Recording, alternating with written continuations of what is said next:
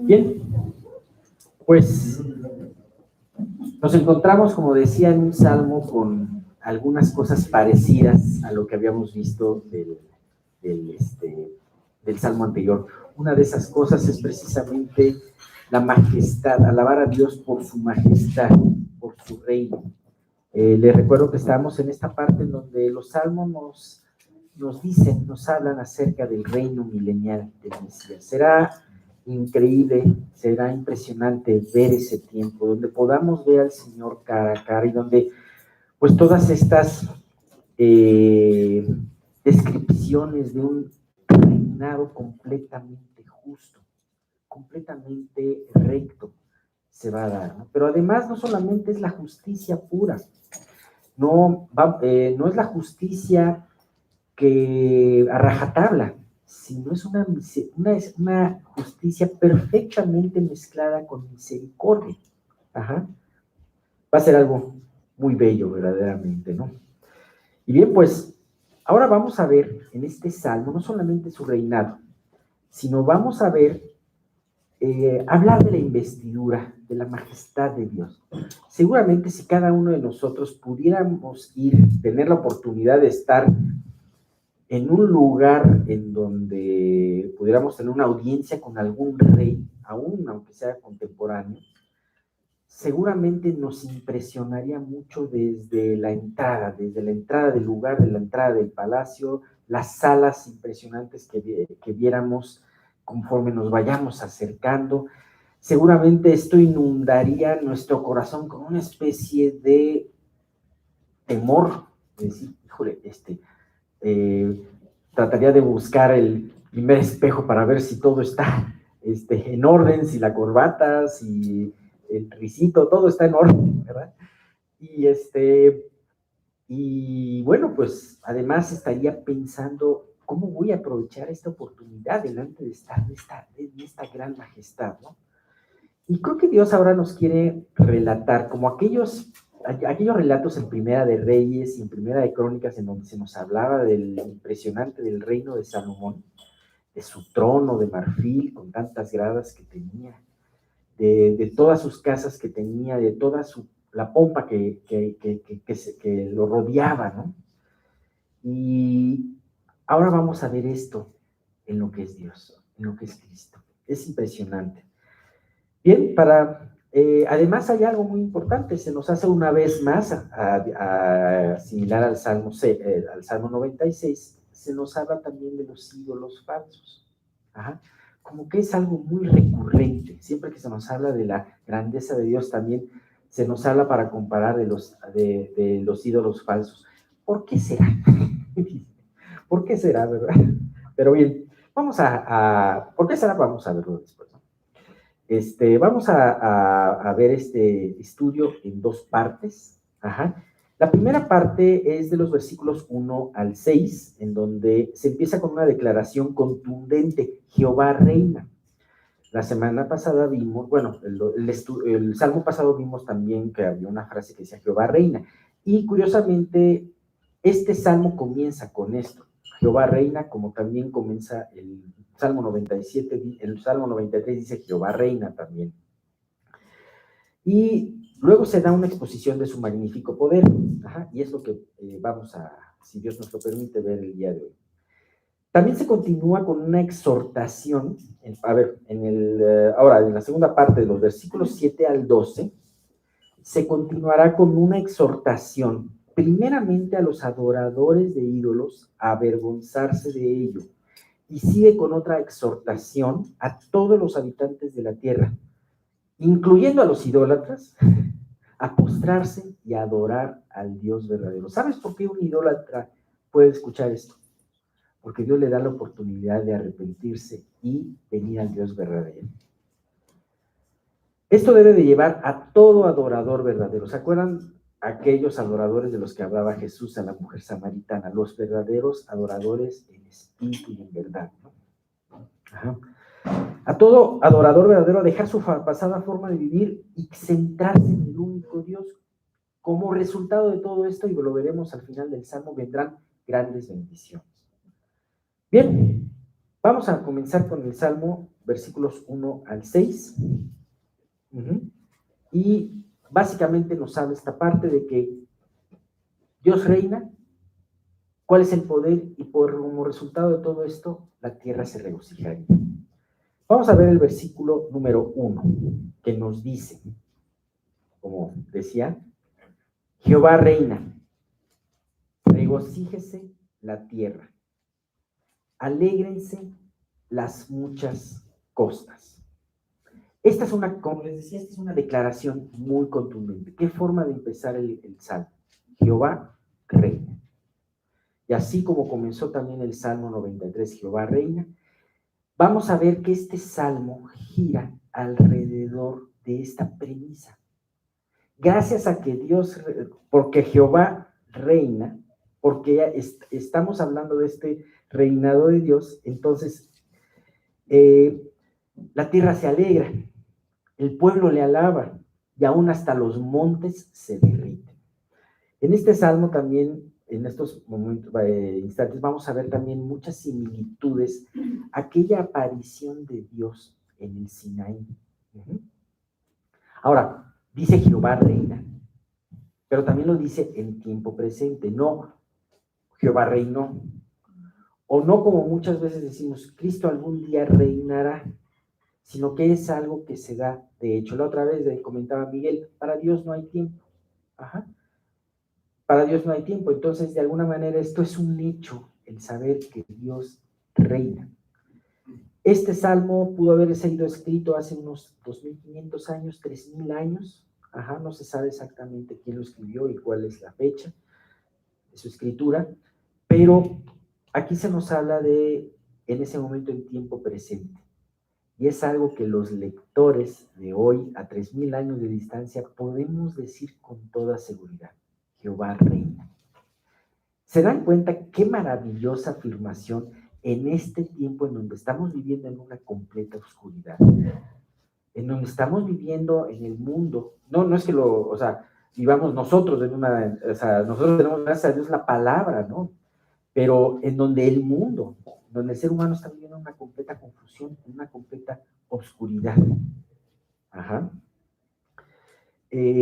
Todo esto es tiempo presente, gracias a Dios. Jehová reina y Jehová seguirá reinando por los siglos de los siglos. Bien, la siguiente parte de este versículo nos habla: regocíjese la tierra, alégrense las muchas costas. ¿Sabes? Aquí nos dice toda la tierra, muy parecido al Salmo 96, toda la tierra, aún los lugares más distantes, tienen que regocijarse. ¿Y por qué? Fíjate que aquí se nos habla de un reinado que va a disipar todo reinado del mal. Ahorita estamos acostumbrados, como les decía, a un reinado de oscuridad, un reinado del diablo. Sin embargo, tenemos esta promesa en donde este reinado de Cristo va a disipar todo mal, todo reinado de maldad, todo reinado de oscuridad. Así como fue su nacimiento en los tiempos en donde Galilea estaba en completa oscuridad, como decía el profeta Isaías en el capítulo 6, así también este reinado vendrá en el lugar, en el momento de mayor oscuridad, la segunda venida de Cristo. Todo ojo le verá, es impresionante. Ahora, se nos habla de un rey, algo muy contrario a lo que ahora podríamos pensar que sería la forma ideal de gobierno. Nosotros estamos acostumbrados a mucho humanismo al día de hoy. Estamos acostumbrados por ejemplo, a decir, la democracia es el mejor sistema de gobierno. Y bueno, el ser humano en su andar, en el quererse gobernar, ha probado muchos sistemas, ha inventado muchos sistemas para gobernar, y ninguno de ellos le ha resultado. Desde el monarca tiende a hacerse tirano, tiende a aprovecharse a los demás. ¿Se acuerdan cómo decía las sentencias que le dio Samuel al pueblo de Israel cuando pedía rey? Ok, van a tener rey, ya van a tener lo que quieran, pero les voy a decir una cosa. Este rey va a tomar de sus hijos para guerra. Va a tomar de sus hijos y sus hijas que viven ahorita libremente, va a tomar para que sean sus siervos y sus siervas. Va a tomar de sus hijas para que sean parte de sus mujeres. Ajá. Les va a quitar parte de sus ganancias para poder tener riquezas, ¿no? Y ese es el ser humano, ¿no? Aquí nos encontramos un rey muy distinto a todos esos reyes. ¿Sabes por qué? Porque en vez de tenerle que dar a ese rey, él nos da. Es impresionante.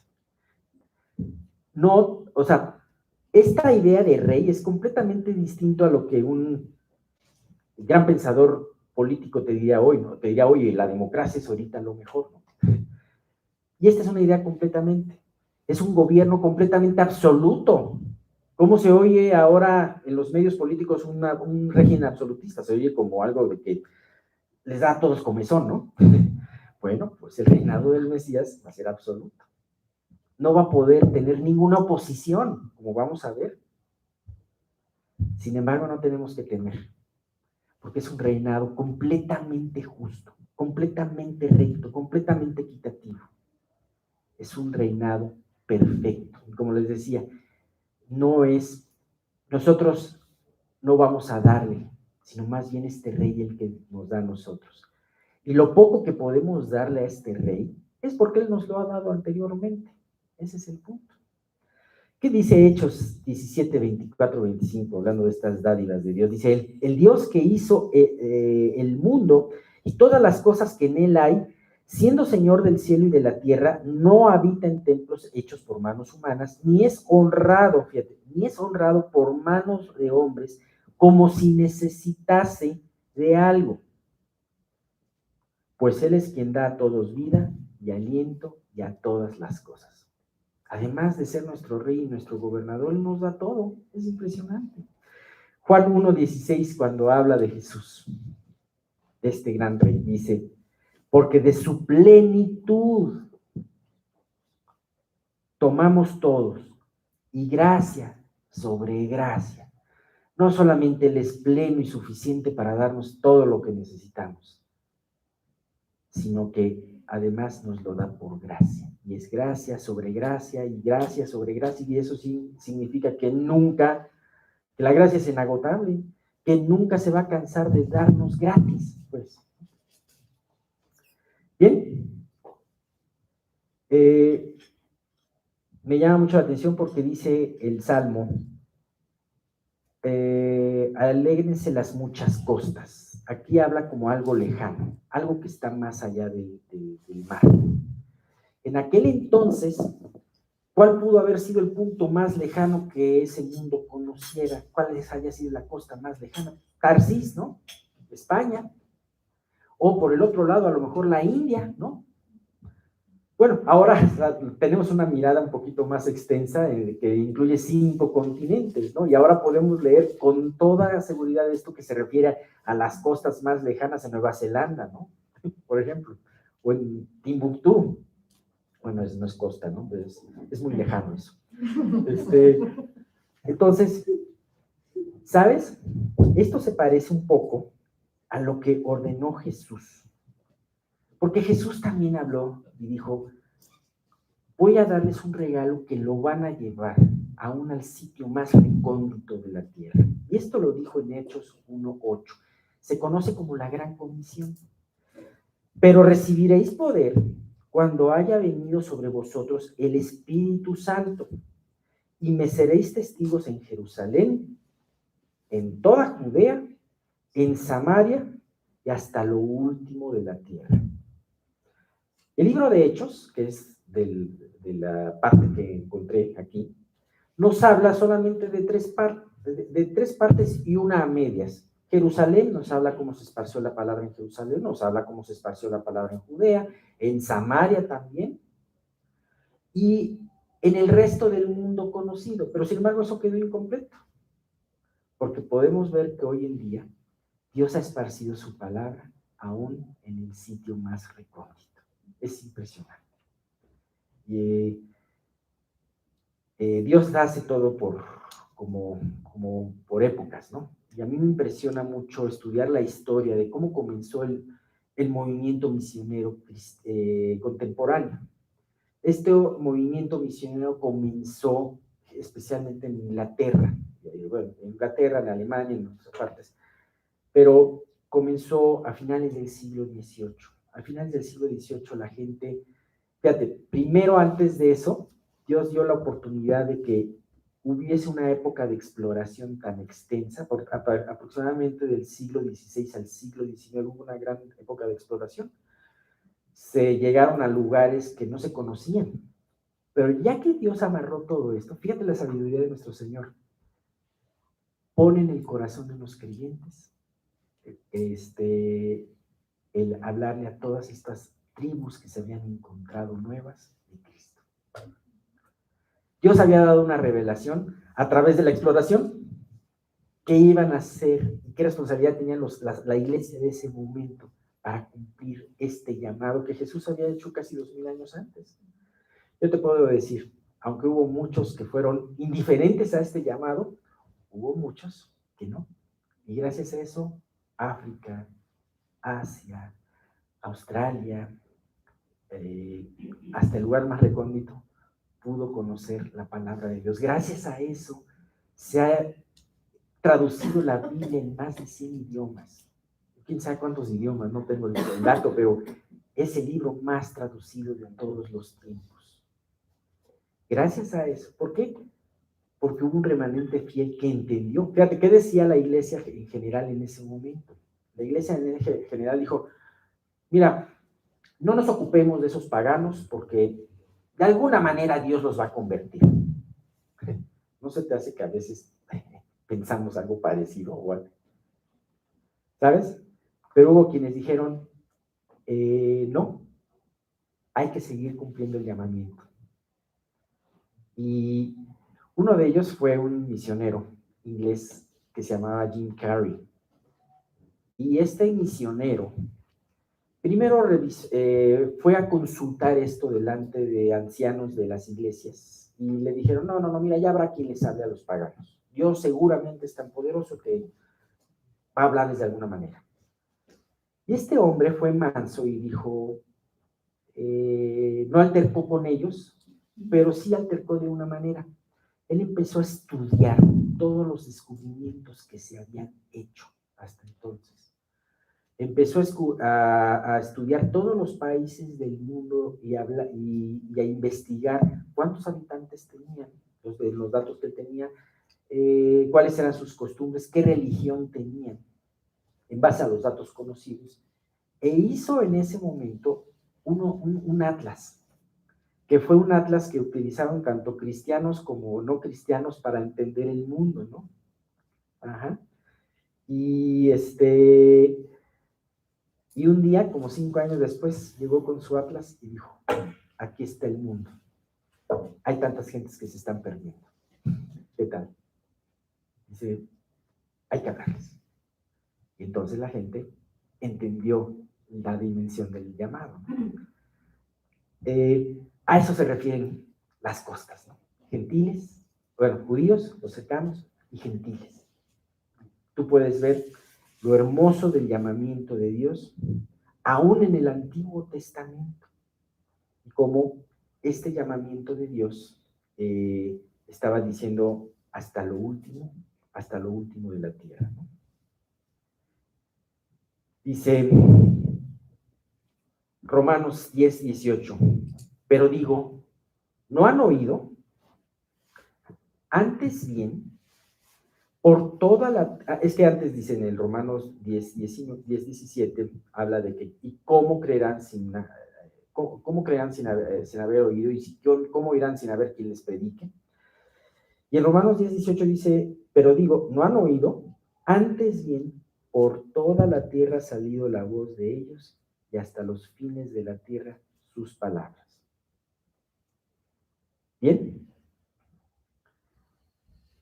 ¿cuál es el propósito del Evangelio? ¿Cuál es el propósito de la palabra? Como dice aquí, alégrense las muchas costas. Sí, el Evangelio tiene un mensaje agridulce. ¿Y por qué agridulce? Porque ciertamente hay una parte agria. ¿Sabes qué? Ahorita como vas caminando te estás perdiendo. Oye, ¿tú piensas que tienes la salvación? Revísate, porque a lo mejor no la tienes y estás caminando al infierno. Pero lo dulce, pero tiene un final dulce, ¿sabes? Si tú obedeces a este Evangelio, tú vas a estar en la presencia de Dios. Y eso es una historia muy dulce. Vamos a ver, la próxima dice, el cual nos sale, dice, ahora esta palabra traerá gozo, ya que al hablar del reino de Cristo nos llevará a hablar también de la liberación de que este gran rey ha hecho del reino opresor de las tinieblas para todo aquel que confía en él.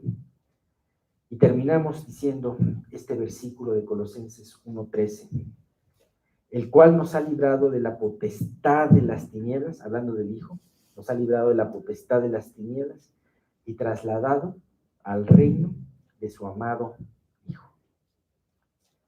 Bien, el próximo estudio, si así Dios nos lo permite, vamos a hablar acerca de esta vestidura de Dios y que vale la pena ver y esta revelación para poder entender a quién le alabamos. De alguna manera lo habíamos visto el salmo anterior, pero ahora vamos a verlo con otras connotaciones.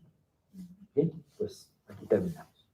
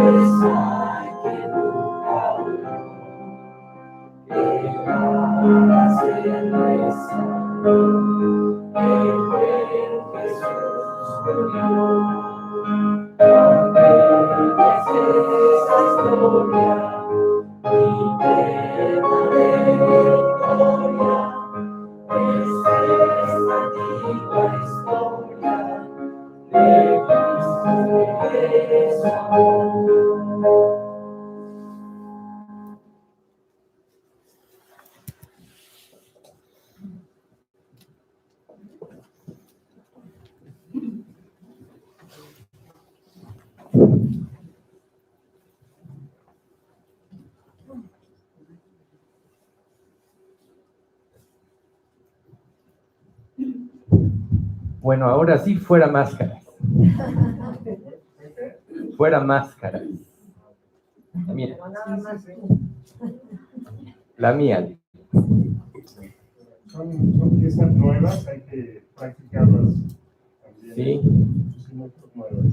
Sería bueno que tú que las pusiste, te pararas aquí, enfrente, y ya. ¿Qué te parece? Con estas nuevas, ok. Las voy a practicar. La verdad no he tenido tiempo, perdón. Perdón, pero se puede hacer, aunque no encaje con un señalador, y tú ya te sabes la tonada, y entonces vas utilizando así. Con el ritmo y... Ajá, con el ritmo, pues así como Ajá. Ahí tengo un láser. Bueno, pues vamos a continuar. Nada más ahorita le comentaba a Alex que ahorita que leyó el de Colosenses, hay otros dos pasajes que hablan precisamente de que el Evangelio se predica en todo el mundo, y es Colosenses 1:6 que dice que ha llegado a vosotros así como a todo el mundo, y lleva fruto, y crece también en vosotros desde el día que oísteis y conocisteis la gracia de Dios en verdad. Y el 23 dice, si en verdad permanecéis fundados y firmes en la fe, y sin moveros de la esperanza del Evangelio que habéis oído, el cual se predica en toda la creación que está debajo del cielo, la cual yo, Pablo, fui hecho ministro. Entonces, para nosotros es un aliento saber que Dios es el que mueve todas las cosas, y aunque nosotros no conozcamos la manera en que Él actúa, es una realidad que el Evangelio se está predicando en todo el mundo.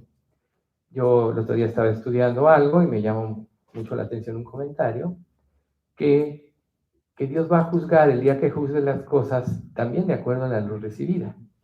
Hay personas que han recibido más luz, hay personas que hemos recibido, menos luz, que hemos recibido mucha más luz. Y nosotros hemos recibido luz, entonces tenemos que estar conscientes de que responder al llamado de Dios, responder a su amor, es parte de la gratitud que Dios nos da por todo lo que Él ha hecho por nosotros. Entonces el punto de que Dios reina, pues es una seguridad para todos nosotros, en el sentido de que Él está haciendo su obra, nosotros somos como peones en un tablero de ajedrez, y Dios está haciendo su obra, aunque nosotros no conozcamos los alcances. Hay un pasaje que también dice aquí, y dice, yo hago una obra que si os la contara, no lo creeríais. Más o menos así. Entonces, bueno, confiemos en Dios, como siempre, será confiar en Dios para todo. Y bueno, vamos a nosotros a continuar con nuestro estudio de la zarza ardiente. La vez pasada nos quedamos en que Dios miró a los hijos de Israel y los reconoció. Y eso es algo muy importante porque en realidad, para que nosotros podamos de alguna manera responder a su llamado, Él nos tiene que reconocer, Él tiene que fijar la mirada de nosotros, y todo ser humano tiene un tiempo en su vida para que Dios le hable. La rapidez de la respuesta es la forma en que tú vas a evitar problemas a lo largo de tu vida. La respuesta tardía va a hacer que compliques más tu vida. Entonces nosotros debemos ser, como dice la Escritura, prontos para oír, tardos para hablar y tardos para airarnos. Prontos para oír es el punto muy importante. Y nosotros, así como Alex ahorita mencionó, que ora cada día, especialmente los domingos, para que Dios, a través de su Espíritu Santo, toque, pues es el mismo caso. Nadie es suficiente en sí mismo, tiene la suficiente inteligencia como para poder armar una situación como esta. Pero contamos con su Espíritu Santo, que es el que inspiró toda la palabra de Dios, y por eso es tan confiable, porque tiene muchos escritores, pero tiene un solo autor, el Espíritu Santo. Y si el Espíritu Santo mora en nosotros porque nos hemos arrepentido y convertido, creyendo en el sacrificio de Cristo, el mismo Espíritu nos enseñará. Primera de Juan 2:27 dice, la unción que vosotros recibisteis de Él permanece en vosotros, y no tenéis necesidad de que nadie os enseñe, así como la unción misma os enseña todas las cosas, y es verdadera y no es mentira, según ella os ha enseñado, permaneced en Él. Quiere decir que el que verdaderamente nos enseña es el Espíritu Santo, y puede ser a través de un estudio, a través de un ejemplo, a través de un comentario, a través de una vivencia, de una prueba, pero nosotros somos pues somos herederos del reino cuando ya somos hijos de Dios, cuando ya nos hemos arrepentido y creído, y somos como alumnos y tenemos tutores y maestros que Dios pone, pero Él siempre está atrás de todo eso, y este es el caso de Moisés. O sea, aquí, este pasaje que leímos ahorita, de Éxodo 2:25, habla específicamente del pueblo de Israel. Pero recuerden ustedes que siempre el objetivo objetivo de Dios es que la salvación se extendiese a todo el mundo y en ese entonces era el pueblo de Israel. Esta parte que ahorita nos compartió del Salmo, ya habla de la iglesia. Pero nosotros siempre debemos de tener presente algo. ¿Quién responderá al llamado de Dios? Acuérdense del caso de Isaías. ¿A quién enviaré? Isaías respondió, he aquí, envíame a mí. Y cada uno de nosotros debe preparar su corazón para estar dispuesto de esta manera. ¿Por qué? Porque a veces, yo diría, este mundo tiene ya es tanta información y tanto, podríamos decir, tanta filosofía que rodea, que a veces es muy difícil concentrarse en lo que es verdadero, que es la palabra de Dios. Y por eso la Escritura nos pide que nosotros busquemos primero el reino de Dios y su justicia, porque la palabra de Dios nos va a dar todas las armas y todos los elementos para afrontar cada día lo que nosotros vivimos. Podría decirse que si tú tienes tus tiempos devocionales cada día, cuando sales a lo que tengas que hacer, ya sea trabajar, enseñar o lo que sea, como ama en casa, ir de compras, tú vas a estar preparado con un escudo, el escudo de la fe, y vas a tener en tu mente claramente los lineamientos de Dios. Si tú descuidas esto y dejas a Dios al último, o solo lo acudes a Él cuando lo necesitas, vas a ser sorprendida por el mal. Vas a ser sorprendida porque recuerden que si hay alguien sutil, pues es Satanás y sus ángeles, y toda la filosofía de este mundo está preparada para que el hombre se rebele en contra de Dios. Descuidar nuestros tiempos de estudio, nuestro tiempo devocional con Dios, es un riesgo muy grande porque naturalmente todos nosotros vamos a ser influidos por las filosofías de este mundo, por cómo se manejan las emociones, la felicidad y todo eso. Y la gente da su vida por todo esto, pero acaba vacía. Por eso la Escritura dice, acuérdate de tu Creador, en Eclesiastés, acuérdate de tu Creador en los días de tu juventud, antes que vengan los días malos y lleguen los años en los cuales digas, no tengo contentamiento. Entonces ahorita vemos que Dios va a usar a un instrumento de signo, a Moisés.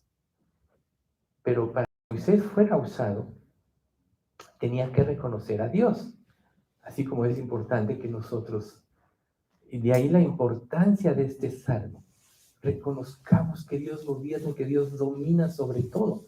Tenemos que tener esa confianza plena para que con esa misma confianza nosotros podamos darle el control de nuestra vida. Tú fuiste engañado y decepcionado desde que tienes uso de razón, desde tus papás, tus hermanos, tus amigos, las personas en las que confiabas. Es decepción tras decepción. Y no porque todos en general hayan hecho lo malo, sino porque no hicieron las cosas como tú querías, como tú pensabas. Entonces nos es muy difícil, por esta razón, nos es muy difícil confiar en Dios, porque hemos sido decepcionados. Les digo una cosa, aún por nosotros mismos. Porque tú a veces dices, voy a estructurar mi vida, voy a hacer esto, voy a ahorrar o lo que sea, y no lo cumples. O sea que la primera decepción es de ti mismo, y en un sentido es lo que nos lleva a Cristo. Porque sabemos que Él puede gobernar en forma perpetua y lo hace bien. Pero tienes que desarrollar esa confianza. Yo diría, hoy lo importante es que aprendamos a confiar plenamente en Dios. Entonces, en Gálatas 4:9 dice, mas ahora, conociendo a Dios, o más bien, siendo conocidos por Dios, ¿cómo es que os volvéis de nuevo a los débiles pobres, a los débiles y pobres rudimentos, a los cuales os queréis volver a esclavizar? A veces oímos de la palabra, a veces nos gozamos en ella, pero pasa el tiempo y esta influencia te va ganando porque no estás teniendo la mayor influencia de quien debes de tenerla, que es de parte de Dios, que es a través de la Biblia, del estudio, de la meditación, de la memorización, de los mismos estudios. Recuerden que Dios no es que tú lo reconozcas, Dios es el que te conoce. Por eso dice, más ahora conociendo a Dios, o más bien siendo conocidos por Dios. Lo importante es que no es que tú digas yo conozco. Muchos lo dicen y son incrédulos totalmente. Ya sabemos de este tipo de personas. Lo importante es que Dios te reconozca. ¿Y cómo Dios te puede reconocer? Cuando tú en tu corazón dispones el hacer su voluntad. Cuando tú reconoces que tú no puedes y que tus caminos solo te llevan hacia el mal. Porque todos tenemos esa semilla. Entonces, esto fue lo que pasó en la vida de Moisés. Pasaron los años, Moisés salió de Egipto, huyó, como ya hemos platicado, pasaron los años, y Moisés tenía 80 años. Su trabajo era cuidar ovejas, y las ovejas de su suegro, y llevarlas a pastar cada día. Y al día siguiente era cuidar ovejas y llevarlas a pastar. ¿Sí? Ese era un trabajo muy monótono. ¿Qué creen ustedes que Moisés pensaba en todo ese tiempo?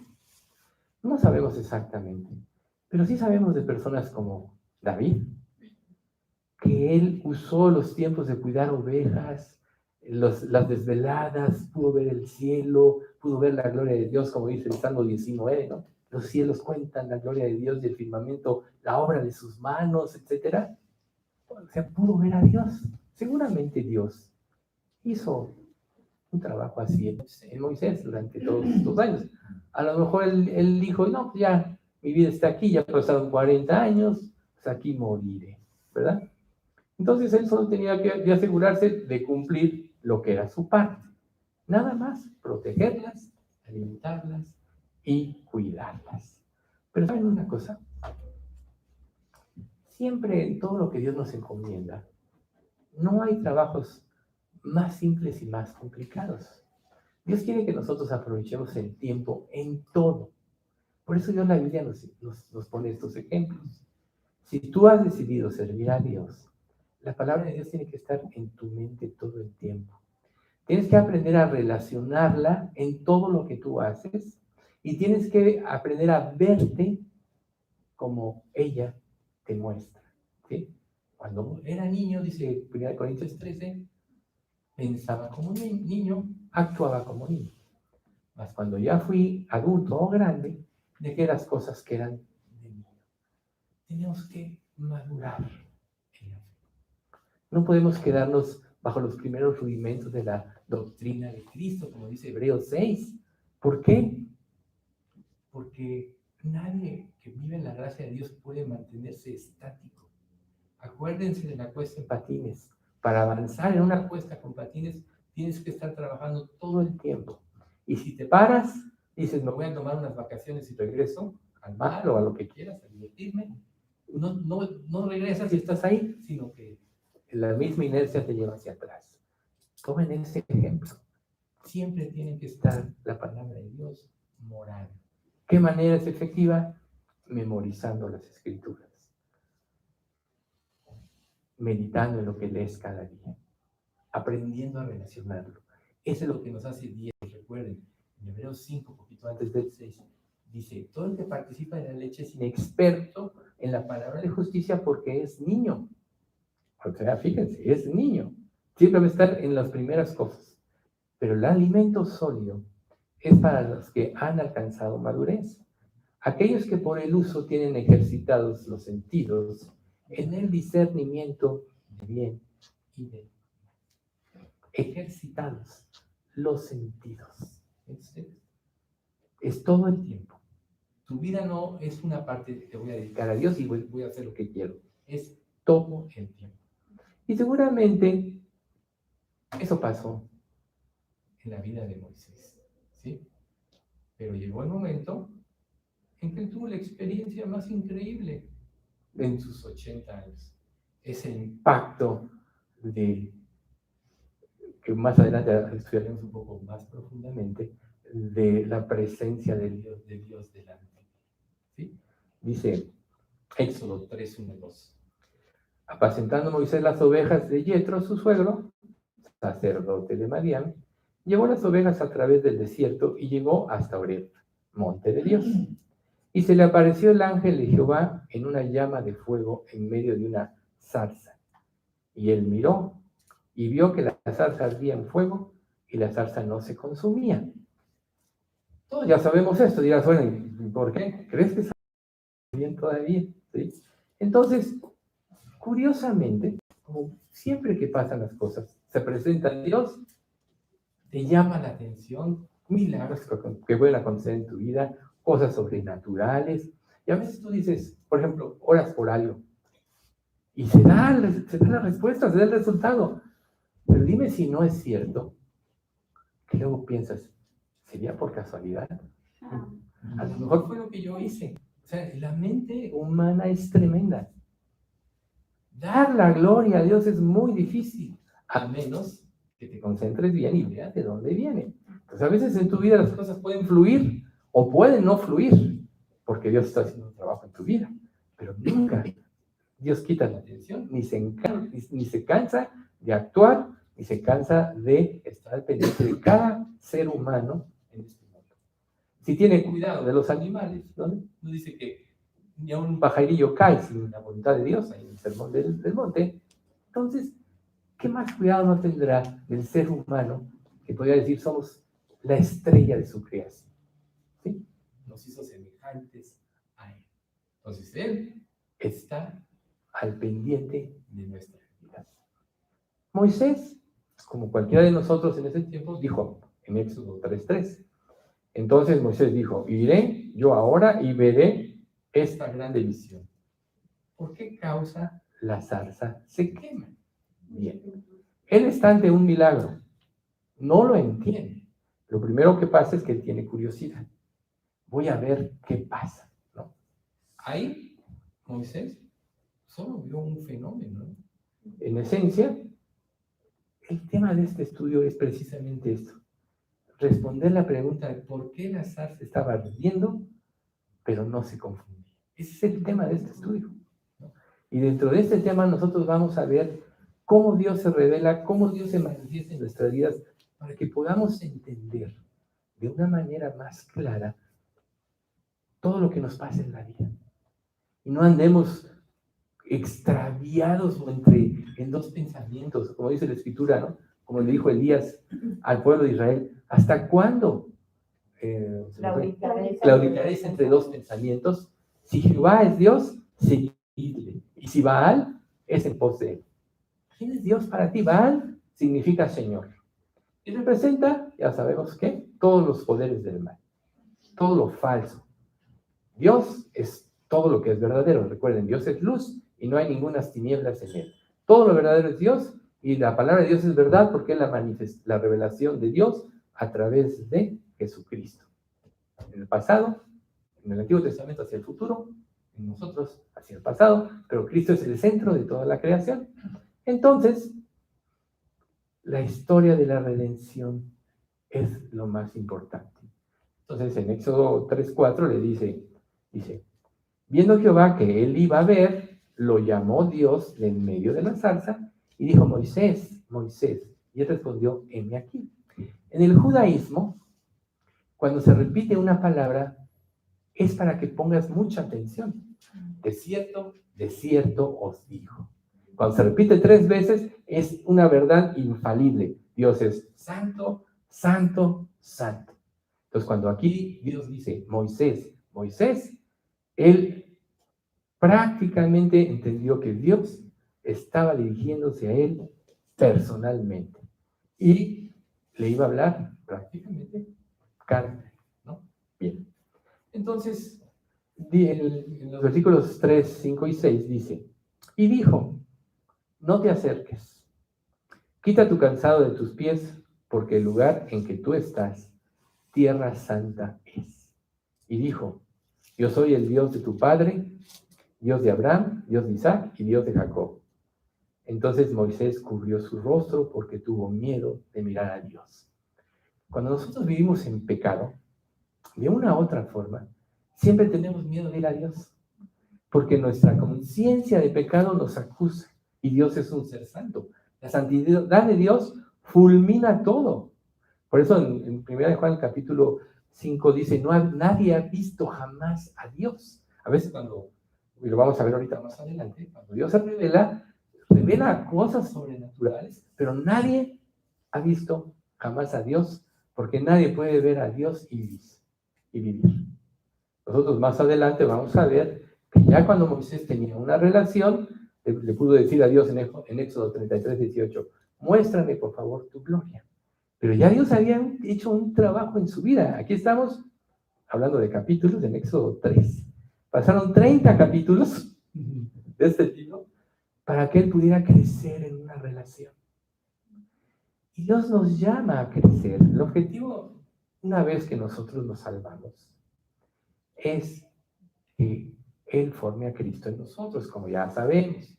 Pablo le dice a los Gálatas, oh Gálatas insensatos. Bueno, le dice, por quienes sufro dolores de parto hasta que Cristo sea formado en vosotros. Mientras Cristo no sea el que rija nuestra mente, nuestras acciones, nuestros deseos, de alguna manera nosotros vamos a estar extraviados y vamos a padecer. ¿Qué pasa si, por ejemplo, tú tienes un problema en la vida y no tienes confianza? El problema te abruma y te puede destruir. Y lo primero que pasa cuando nos enfrentamos a una prueba es que entra el pánico, el pavor. ¿Está Dios con nosotros o no está? Vamos a ver más adelante cómo cuando Moisés ya se presenta al faraón y el faraón aumenta la carga, lo primero que hace el pueblo de Israel es quejarse. Mira lo que veniste a hacer, ¿no? Y así se van quejando todo el tiempo. Entonces tú pregúntate en tu vida, ¿qué tanto te quejas contra Dios? A lo mejor te quejas más de lo que te imaginas. Y a lo mejor dices ahorita, no, yo nunca me quejo. ¿Te quejas ante otras personas? ¿Te estás quejando todo el tiempo? Pues te estás quejando contra Dios. La queja es contra Dios realmente. Tú puedes echarle la culpa a las circunstancias. ¿Por qué me tienes aquí? ¿Por qué me tienes este trabajo? ¿Por qué no me das lo que quiero? ¿Por qué? Pura queja. ¿Y qué significa la queja? Que realmente no confías en Dios.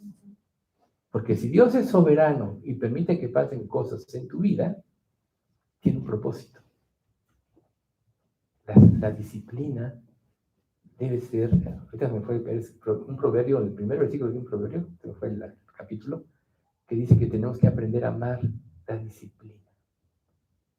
Tenemos que aprender a amarla, porque la disciplina es el medio que nos acerca a Dios, el medio que nos hace madurar y crecer en la fe, es el medio donde Dios revela nuestro carácter. Perdón, no revela, forma nuestro carácter. Entonces, nada pasa, desde el momento en que tú veniste a este mundo, nada pasa por casualidad. Y desde el momento en que tú decidiste poner tu fe y tu confianza en Dios, menos. Ya Dios tiene un propósito definido, no nada más para tu vida en este mundo, sino para toda la eternidad. Si no, no diría Romanos 8:28, y sabemos que a los que aman a Dios, todas las cosas les ayudan a bien.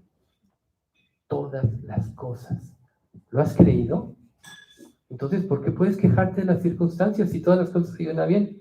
Gastas más energía en quejarte que en tratar de entender por qué Dios permite ciertas cosas en tu vida. ¿Vale? Confía y vas a aprender. Quéjate y no vas a aprender y solo va a aumentar tu desconfianza de Dios. Entonces aquí Dios, lo primero que le revela, le manifiesta a Moisés, quítate tus zapatos, porque el lugar que estás pisando es santo. Ahora, ¿por qué es santo? Por la presencia de Dios, no por el lugar en sí.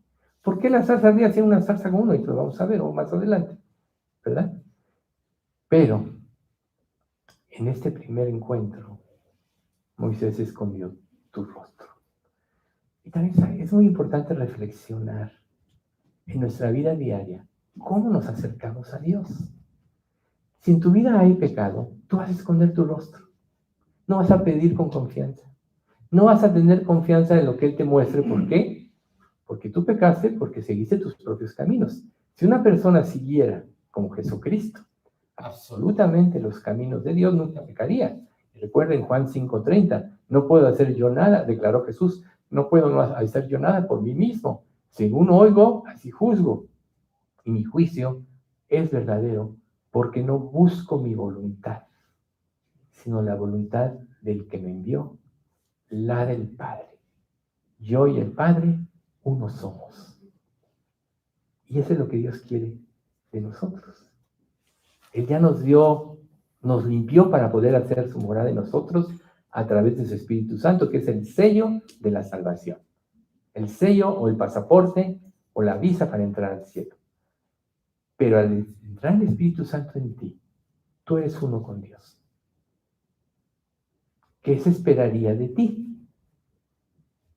No hacer nada por ti mismo, sino solo vivir para hacer la voluntad de Dios. La Biblia nos declara que es todo lo que este mundo tiene y todos sus atractivos son pasajeros.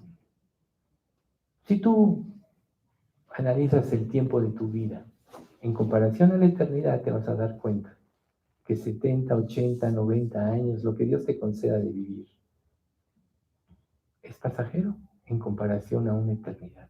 No es nada. Y ahorita nosotros estamos defendiendo nuestra eternidad. Recuerda la vez pasada que vimos a los eunucos que abracen mi pacto y guarden mis días de reposo y hagan lo que yo digo, yo les daré el lugar en mi casa y dentro de mis muros. Nombre perpetuo les daré que nunca perecerá. Vamos a formar parte de la obra de Dios. O sea, nosotros como iglesia somos el cuerpo de Cristo y un día, y la iglesia está contribuyendo a la construcción de la verdadera ciudad, la celestial, la Jerusalén. Y Dios quiere que nosotros participemos de ella. ¿Cómo vamos a participar? Creyéndole, obedeciéndole, respondiendo al llamado que Él nos da. ¿Sí? Pero cuando Moisés se encontró con el Dios vivo, se escondió. O sea, no pudo estar frente a Él, solo no lo pudieron mirar. Eso nos dice Éxodo 3, del 7 al 10. Dijo luego Jehová: bien he visto la aflicción de mi pueblo que está en Egipto, y he oído su clamor a causa de sus exactores, pues he conocido sus angustias, y he descendido para liberarlos de la mano de los egipcios y sacarlos de aquella tierra a una tierra buena y ancha, a tierra que fluye leche y miel, a los lugares del cananeo, del eteo, del amorreo, del fereceo, del heveo y del jebuseo. El clamor, pues, de los hijos de Israel ha venido delante de mí, y también he visto la opresión con que los egipcios los oprimen. Ven, por tanto, ahora te enviaré a Faraón para que saques de Egipto a mi pueblo, los hijos de Israel. Ahí está el llamado. A veces piensas, no, pues yo estoy aquí y no pasa nada. A lo mejor no has tenido la oportunidad de dar testimonio de Cristo y dices, pues no sé por qué, qué pasa. Así estaba Moisés. ¿A quién le iba a testificar en el desierto? Quizá le pudo hablar a su suegro, Yetro, a sus cuñadas, a su esposa, a sus hijos Gersón y Eliezer. Vemos más adelante que su esposa se opone a que circuncide Moisés a sus hijos, no creía tanto. Pero el llamado es el llamado. Recuerden, irrevocables son los dones y el llamamiento de Dios. Y puede haber personas rebeldes como Jonás, que Dios le hizo un gran llamado, ir y predicar a Nínive para salvar a toda esa ciudad del juicio que vendría. Qué mayor privilegio. O sea, Nínive se calcula una ciudad gigantesca que después fue la capital y tenía más o menos como 500,000 habitantes, si mal no recuerdo, según la cifra, porque hablan solo siempre la Biblia habla de hombres, ¿no? Pero habla de personas que no saben discernir entre su mano derecha, habla de muchos niños también. Pero el caso es que era una de las ciudades más grandes del mundo. O sea, 7 días tardó Jonás en atravesarla predicando. Pero Jonás, del principio, huyó. Y ya sabemos la historia. La tempestad, lo echan al mar, se lo traga el pez, en el pez él siente morir, confiesa su pecado, Dios lo arroja, y dice, ahora sí ve a Nínive. Bueno, es el llamamiento de Dios. Y tú no vas a estar feliz ni satisfecho hasta que respondas a ese llamamiento. Cuando tú respondes, no hay mala conciencia y puedes relacionarte libremente con Dios. Cuando no respondes, hay mala conciencia. Si tú no haces lo que sabes que debías hacer, te es pecado. Así de simple, te es pecado. Por tanto, resistir el llamado de Dios es pecado. Y el pecado, ya sabemos, nos nubla el entendimiento, hace que nuestro sistema de pensamiento se enturbie y no vamos a hacer lo correcto. Por eso las personas que se desvían del Evangelio no se desvían tantito y ya, sino van tomando decisiones y al rato se encuentran totalmente fuera del plan de Dios. Se vuelven necios, siguiendo sus propios caminos, y el resultado es la muerte. Nosotros no sabemos cómo Dios actúa en la vida de una persona, pero acabamos de enterarnos del deceso de una persona que todos conocimos, la mayoría. Si decidió seguir su propio camino, Dios quiera, de veras que Dios quiera, que Dios lo haya salvado. Pero todas sus acciones no daban testimonio de eso. Y es triste. Entonces debemos de temer para no seguir nuestros propios caminos y seguir solo los de Dios. Entonces Dios le hace ese llamado a Moisés. Inmediatamente Moisés dice, pues yo soy un pastorcito de ovejas ahora, llevo 40 años así. Entonces le hace 2 preguntas a Dios. Preguntas que tienen mucha importancia. La primera es, que cualquier persona haría, ¿qué haría cualquier persona en la presencia de Dios? Le dice, ¿quién soy yo? El verdadero siervo de Dios sabe que en él no hay nada. Que todo lo que puede hacerse de la obra de Dios, solo Dios lo puede inspirar. Y que las obras verdaderas son las obras que Dios preparó desde antes de la fundación del mundo para que andemos en ellas. Si tú te sales de este contexto, te va a subir el orgullo, te va a subir la vanidad, vas a creer que Dios te necesita a ti y tus virtudes. Es el peor error. Entonces, el versículo 11. Entonces Moisés respondió a Dios, ¿quién soy yo para que vaya a Faraón y saque de Egipto a los hijos de Israel? Moisés sabía muy bien, tomemos en cuenta, cómo funcionaba el sistema. Se creó ahí. 40 años se dice fácil. O sea, muchos de aquí no los han cumplido. Otros tantos ya casi los duplicamos.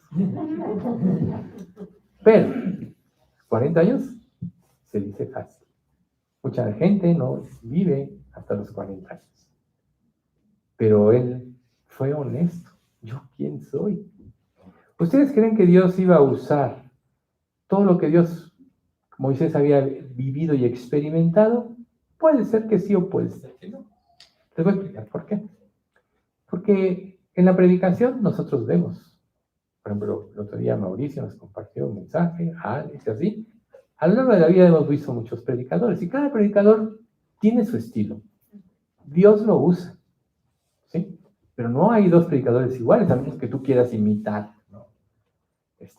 Plenamente a la otra persona, pero entonces ya no eres tú. O sea, Dios sí puede usarnos como somos, como podía usar a Moisés. Sin embargo, la pregunta de Moisés es no sentirse digno, y eso sí es correcto. O sea, Dios a nosotros, cuando Dios nos usa ya sea para repartir un folleto, para dar un consuelo y orientar a la persona a Cristo, etc. O sea, somos dignos de hacerlo porque Dios nos dio ese llamamiento, pues como vimos ahora en el Salmo que Alex explicaba un poco, ¿no? Entonces, aquí la cuestión es, ¿quién es suficiente? El que se crea suficiente en la obra de Dios no es nadie, solo va a cometer muchos errores, se va a llenar de orgullo, de arrogancia y va a echar a perder todo. También hemos visto personas así. Pero Moisés fue reverente. ¿Quién soy yo? Quizá debe haber pensado, una cosa es ponerme frente a pastores en el desierto que están quitándoles el agua a las hijas cuando él llega, que se enfrenta a aquellos hombres. Otra cosa es enfrentarme a un egipcio al que mató cuando mató a uno de sus hermanos en Egipto. Pero ¿quién soy yo para ir a Faraón? O sea, Moisés sí conocía lo que era la envergadura de un faraón y en aquel entonces, reitero, Egipto era de las naciones como la más poderosa del mundo. Entonces, ¿quién soy yo? Entonces Dios le responde, tú eres a quien yo voy a acompañar. Tú eres. Nunca Dios nos manda a hacer algo si Él no va con nosotros. Cuando Dios te inspira a dar un folleto, Él está contigo y te da el poder. Cuando te acobardas y no lo haces, o Dios te inspira a hablarle a alguien, o te pone en tu corazón, háblale a este, y no lo haces, te vas a sentir muy mal. Pero cuando respondes, no importa la reacción de la persona, te vas a sentir seguro y satisfecho porque estás haciendo la voluntad de Dios. Entonces, recuerden, mi presencia irá contigo donde quiera que vayas y te daré descanso. Esa es una promesa para cada hijo de Dios. Mi presencia irá contigo donde quiera que vayas y te daré descanso. Entonces, sí, Dios podía haber usado, él conocía las jerarquías, Moisés, en Egipto. Ya habían pasado 40 años, seguro toda la seguridad que tenía, pues a lo mejor se le fue quitando un poco, ¿verdad? Seguro cuando se enfrentó a estos pastores que maltrataban a las hijas de Yetro, sus cuñadas después, se envalentonó y era diestro en artes de guerra y todo ese tipo de cosas. A lo mejor aquí pasaban 40 años y ya estaba más flaquito, ¿no? Cosas así. Ya no estaba tan seguro de su potencial. Digo, por eso responde así. Claro, estamos hablando ahorita del físico, pero lo más importante es la cuestión espiritual y la seguridad que hay en la mente. Entonces, en Éxodo 3:12 dice, y él respondió, ve, porque yo estaré contigo. Y esto te será por señal de que yo te he enviado. Cuando hayas sacado de Egipto al pueblo, serviréis a Dios sobre este monte. O sea, Dios le dijo, vas a ir y te prometo que vas a regresar habiendo cumplido la consigna. Entonces, fíjense qué interesante. O sea, Dios siempre va a traer el fruto que Él quiere, que Él se propone y va a usar los instrumentos que Él decida. Para nosotros, de veras, reitero, el temor debe ser no hacer la voluntad de Dios. Miren, todos en un momento determinado de nuestras vidas nos podemos resistir a hacer la voluntad de Dios. Es natural del ser humano. Pero hay una diferencia entre el orgullo y la humildad. El orgullo va a hacer que tú, como dice el dicho, te sientes en tu macho. O sea, digas, lo voy a hacer así porque yo puedo y lo voy a hacer. O que digas, como Moisés, ¿quién soy yo? Entonces venga el poder de Dios. Por eso Pablo decía, cuando soy débil, soy fuerte. Le he pedido a Dios que me quite esto, pero dice, bástate mi gracia porque mi poder se perfecciona en la debilidad. Entonces, ¿cómo debemos de presentarnos delante de Dios? Como realmente somos. No podemos hacer la obra de nosotros. Solo a Él la puede hacer. Entonces, ya que seamos un instrumento, es un gran privilegio. Y nos va a usar, a veces nosotros decimos, Dios, ¿por qué me tienes aquí? A lo mejor estás en un trabajo que no te gusta. O sea, dichoso aquel que tiene un trabajo donde él hace lo que a él le gusta. Son pocos. La mayoría de las personas, la misma vida los va llevando por otros caminos y la mayoría no hacen lo que les gusta. Pero lo tienen que hacer, quizá porque tienen que sostener un hogar o muchas cosas así. Pero les voy a decir una cosa muy importante. Si tú te pones a pensar, ¿cómo es el poder de Dios? Y sabes que para Dios no hay casualidades, entonces vas a saber que Dios, donde te tiene, está haciendo un trabajo en tu vida. Entonces vas a valorar lo que Dios está haciendo en ti. Y lo que vas a hacer, lo vas a hacer para la gloria de Dios, porque sabes que Dios tiene un propósito donde te tiene. Nada en nuestra vida pasa por casualidad. Nada, absolutamente nada. Si no, Dios no diría, ni un pajarillo cae sin que Dios lo permita. Así de simple. Todos los cabellos de vuestra cabeza, y eso es una esperanza para mí, están contados. Todos están contados. O sea, Dios nos quiere decir con eso que tiene control absoluto de todas las situaciones y dominio de todo. Sabemos que aún Satanás es un instrumento que Dios usa para que la gente defina lo que realmente hay dentro de su corazón, que es lo que pasó con Adán y Eva desde el principio. Y siempre ha sido así. Entonces, donde Dios te tiene, dale la gloria a Dios. Porque si tú estás inconforme, entonces no vas a hacer el mejor esfuerzo. Y si ustedes leen la epístola de Santiago, te vas a dar cuenta, y la estudian, te vas a dar cuenta que cada uno tiene que hacer lo mejor para Dios. Lo mejor. No te hagas tonto, no te evadas. Si alguien te paga por hacer algo, hazlo y hazlo lo mejor que puedas. Porque así vas a glorificar a Dios. Hazte tonto, haz lo que quieres y no vas a glorificar a Dios. Y el objetivo de cada creyente verdadero debe ser glorificar a Dios. Y entonces Moisés formuló su segunda pregunta. Primero dijo, ¿quién soy yo? No me siento digno. Dijo Moisés a Dios, he aquí que llego a los hijos de Israel y les digo, el Dios de vuestros padres me ha enviado a vosotros. Si ellos me preguntaren cuál es su nombre, ¿qué les voy a responder? O sea, primero dijo, ¿quién soy yo? ¿Y quién me va a creer? Ella había tenido la experiencia del rechazo de sus parientes cuando mata al egipcio defendiendo a un judío, a un israelita, y luego cuando al día siguiente que están peleando y los exhorta que no peleen, dice, ¿vas a matarme como mataste al egipcio? O sea, no lo reconocieron en ese tiempo. Aquí nos damos cuenta de eso. Entonces Dios tenía que prepararlo, y ahora dice es que si no me reconocieron, teniendo yo el poder de Faraón para defender a mi pueblo, que él tenía en su corazón eso porque su madre se lo había infundido. Recuerden que lo amamantó su madre. Entonces, ¿cómo me van a hacer caso ahora? A lo mejor tú te preguntas, no me siento digno de hablar de esta persona, muy instruida, y yo no soy tan instruido, y me va a bailar, no, mejor no le digo nada, ¿no? Cosas así. O mira, este señor tiene mucho dinero, yo soy pobrecito, ¿cómo le voy a hablar a este? ¿No? Dios te da poder. Este señor que, creo que está en la página de Iglesia Benigno, todos conocen. Él, pues, en principio era portero en un edificio, ahí donde yo vivía, en el sur, un edificio de oficinas, y el señor le habló a todos los abogados y todo.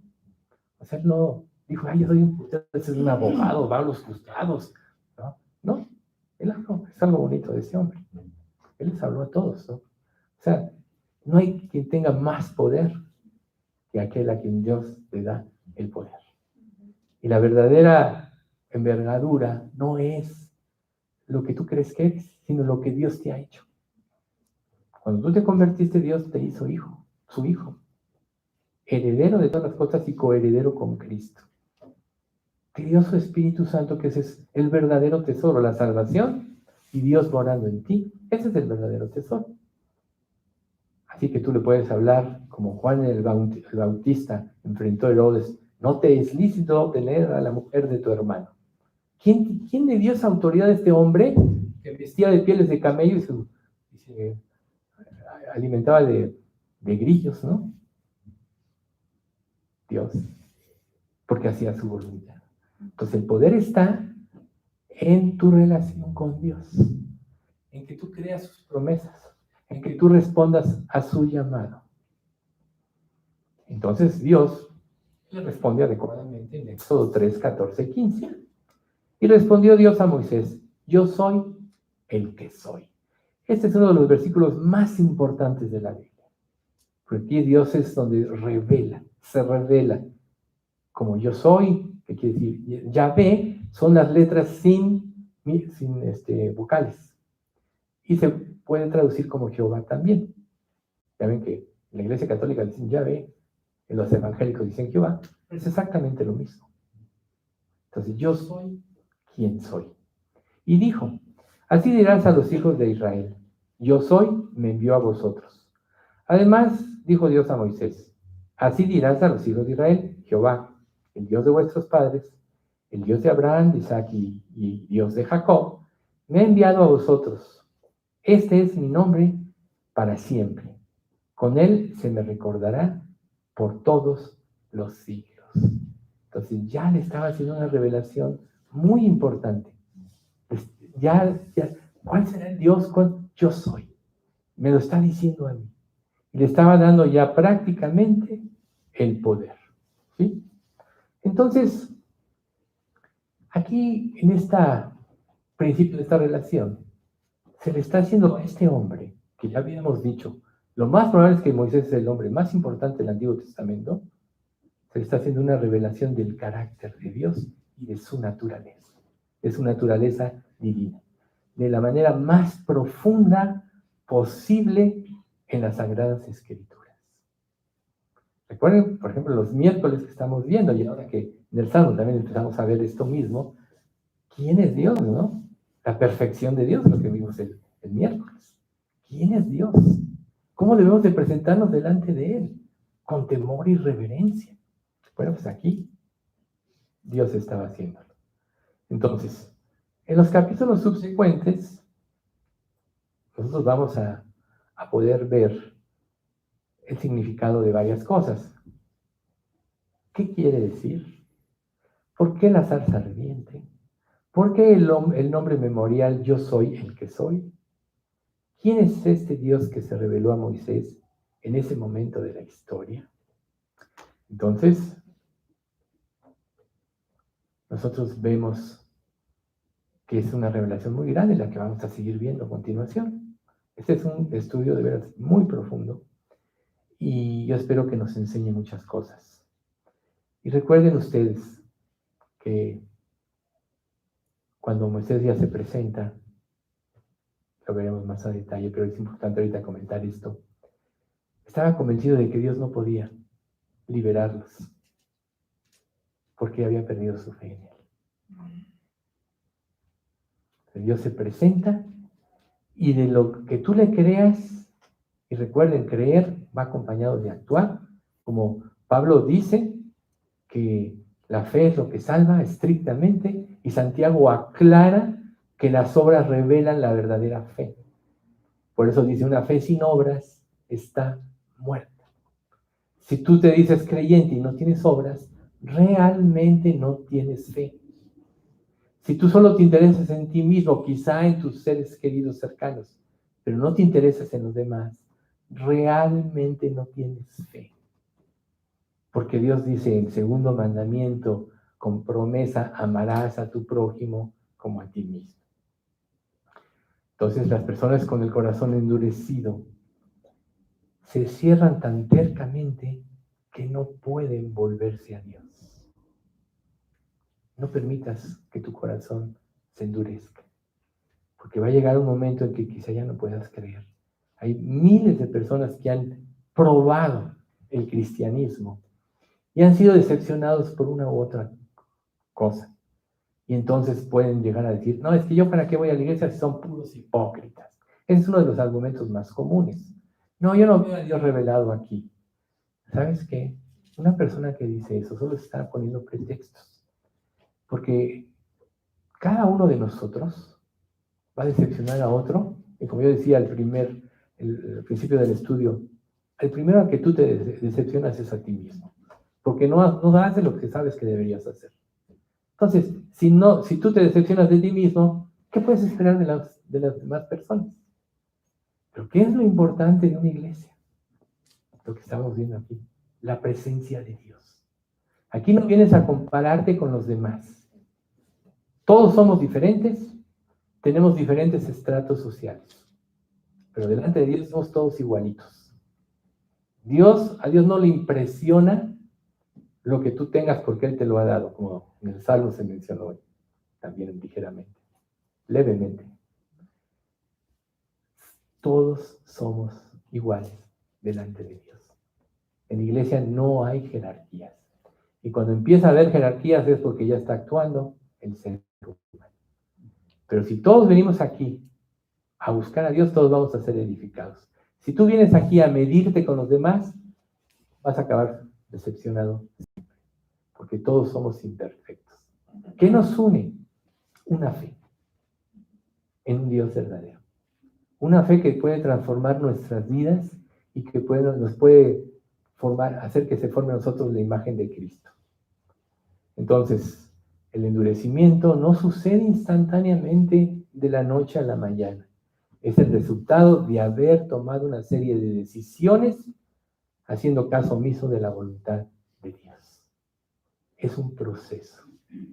Y tú puedes ya estar ahorita endurecido en muchos aspectos. Por eso tienes que recapacitar.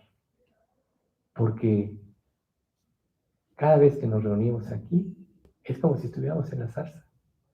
Porque se está manifestando la presencia de Dios.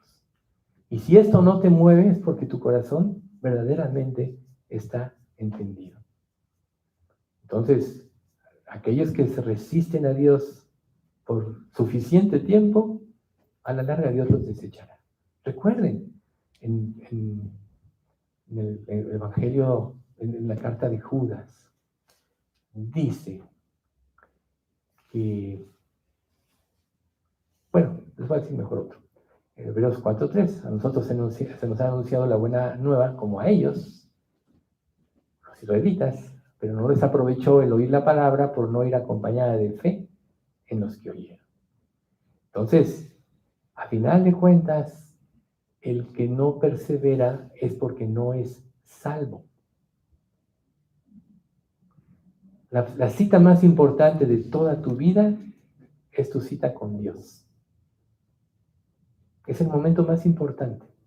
Y cuando nosotros damos prioridad a otras cosas, entonces, de alguna manera, estamos desviando nuestra atención de Dios y eso produce un endurecimiento.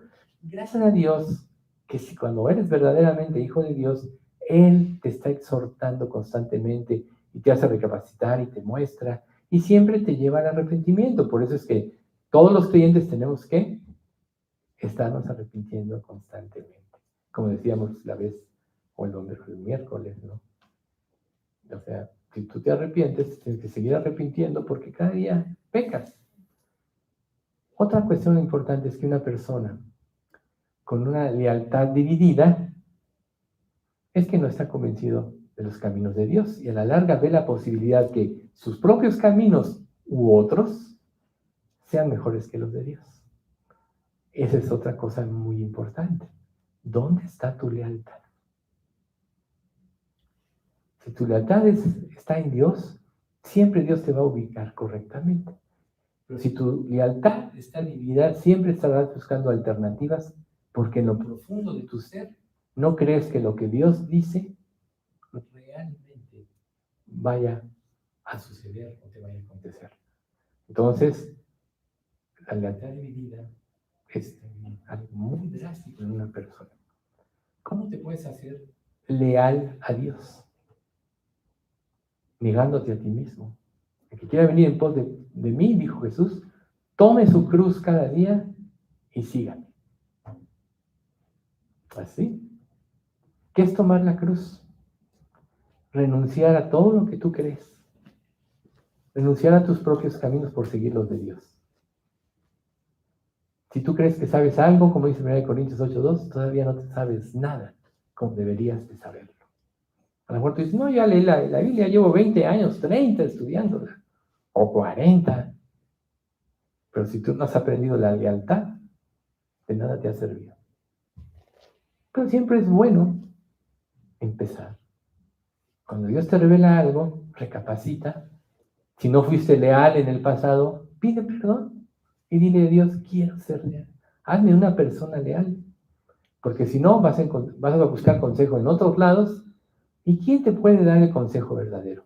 Si todo el mundo está bajo el maligno. Toda la filosofía del diablo está para que te rebeles contra Dios.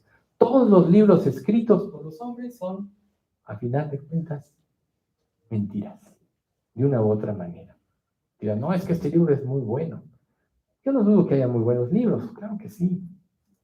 Pero el libro mejor es la palabra de Dios. Entonces, ¿qué tanta atención le pones? Entonces, si tú vacilas entre la lealtad, tus sentimientos, que es el otro factor que te puede entorpecer, o la filosofía de este mundo, entonces siempre tendrás la opción de desobedecer. Para Dios no hay dos. O crees o no crees. Jesús dijo, el que no es conmigo, contra mí es. Y el que conmigo no recoge, desparrama. Ahí está. Con Dios no puedes estar a medias. O estás o no estás. Entonces medita en tu corazón. ¿A quién le debes lealtad? Si no, leal a ti mismo, pues tú mismo te vas a decepcionar. ¿Sí? Entonces, si tu fe es nueva o es débil, o estás teniendo dificultades con ella, debes de reconocer que confiar en Dios es el único camino que te queda. El único camino que te va a liberar de la esclavitud del pecado. Todos los temores de esta vida es porque de alguna manera estamos esclavizados a algo. Por eso Dios nos pide morir. Pablo lo dice en Gálatas 2:20, con Cristo estoy juntamente crucificado y ya no vivo yo, mas vive Cristo en mí. Y lo que ahora vivo en la carne, lo vivo por fe en el Hijo de Dios, el cual me amó y se entregó a sí mismo por mí. Con Cristo estoy crucificado. Esa es la única manera, porque si no, tus emociones te van a traicionar. ¿Cuántas veces tú dices, voy a depender de Dios en esto, pero tus deseos, tus emociones, hacen que acomodes todo para que se cumpla lo que tú quieres, no lo que Dios dice? ¿Y qué sucede o qué propicia esto? Que cierras tu oído a la voz de Dios. Pero cuando obedeces, abres tu oído, entonces tus oídos dirán a tus espaldas palabra que diga, este es el camino, andad por él. No torzáis a la mano derecha ni tampoco echéis a la mano izquierda. Tus oídos oirán. Pero cuando hay mucho ruido en tu mente, la voz se torna confusa. Por eso es que tienes que afirmar tu rostro como un pedernal, como lo hizo Jesús, como lo hicieron todos los verdaderos hombres fieles de Dios. La mirada puesta en Jesús e ir hacia adelante. Porque quizá un elemento más fuerte sean también nuestras emociones. Las presiones de este mundo para que hagas lo que quieras, que te rebeles contra Dios, y tus sentimientos y tus emociones. ¿Cómo puedes combatir esto en tu vida? ¿Cómo puedes combatir tus sentimientos y tus emociones? Creyendo que la voluntad de Dios, como lo declara la Escritura, es buena, es agradable y es perfecta. Pero tienes que no nada más decir, sí es buena, es agradable, sino meditar, para que penetre la palabra en todas las áreas de tu ser, en tus emociones, y pienses, la voluntad de Dios es lo mejor. Entonces tus emociones van a tratar de interferir, pero no. ¿Cómo combates tus emociones? Filipenses 4:6. Por nada estáis afanosos, sino sean conocidas vuestras peticiones delante de Dios en toda la acción y ruego con la acción de gracias. Y resultado, la paz de Dios, que sobrepasa todo entendimiento, guardará vuestros corazones y vuestros pensamientos en Cristo Jesús. Dios es dueño de todo y Él quiere darnos todas las cosas. Para eso hizo este universo. Para eso formó la tierra y puso al ser humano en la tierra. Pero no te va a dar nada que te pueda separar de Él, que esté relacionado con el pecado. Y recuerden, si ustedes se ponen a pensar en todas las diversiones que hay en este mundo, todas las diversiones generalmente están hechas por humanos y de alguna manera u otra te llevan a rebelarte contra Dios. Yo no digo que no te arrepientas, yo diría, el que muere a sí mismo y está dispuesto a hacer la voluntad es el que más puede gozar de todo, porque Dios hizo todo para que gozamos. Pero tenemos que ser liberados primero de la esclavitud del pecado. Entonces, como dice Santiago, pero pida con fe, no dudando nada, porque el que duda es semejante a la onda del mar que es arrastrada por el viento, filosofías, emociones, y echada de una parte a otra. Nunca vas a ver nada de consistencia en tu vida. Bien, vamos a orar. Padre bendito, te queremos alabar y bendecir y darte gracias por este estudio, tanto por el Salmo, por el principio de este Salmo, como por este estudio de la zarza ardiente. Señor, te queremos pedir que tú nos ilumines y que todos los conceptos que hoy vimos puedan ser una realidad en nuestra vida, para que te honremos con nuestras vidas como personas y como iglesia, y solo queramos seguir el camino de tu voluntad. Señor, bendice a nuestra iglesia, acuérdate de nuestros familiares, todos tenemos personas que padecen de una u otra forma, algo aún como Ceci todavía está padeciendo por la restauración de su operación, te pedimos que tú la restaures, pero haznos instrumentos sólidos, verdaderos, que le permitan a todos los que nos rodean, principalmente a nuestros seres queridos, ver que el poder de ti está en nosotros para que puedan creer y se conviertan y se salven. Señor, bendice a nuestra iglesia y permite que podamos entender con claridad el llamamiento que tú nos estás haciendo para que labores que tengamos que hacer en el futuro sean guiadas plenamente por ti. También guarda a nuestros misioneros, Señor, súpleles todo lo necesario, sobre todo, manténlos llenos del Espíritu Santo y con la consigna de seguir siempre el camino de tu voluntad.